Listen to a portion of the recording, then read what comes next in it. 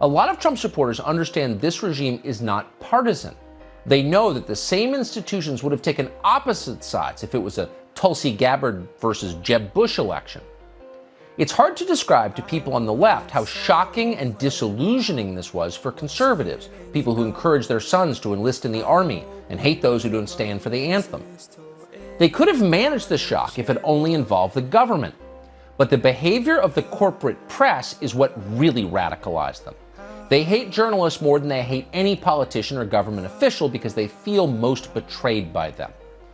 The idea that the press is driven by ratings and sensationalism became untenable. If that were true, they'd be all over the Epstein story. But they're not.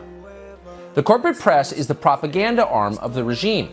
Nothing anyone says will ever make them unsee that, period. This is profoundly disorienting. Many Trump voters don't know for certain whether ballots were faked in November 2020, but they know for absolute certain that the press, the FBI, and the rest would lie to them if they were.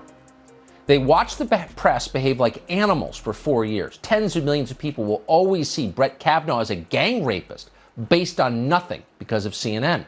And CNN seems proud of that. CNN led a lynch mob against a high school kid. They cheered on a summer of riots.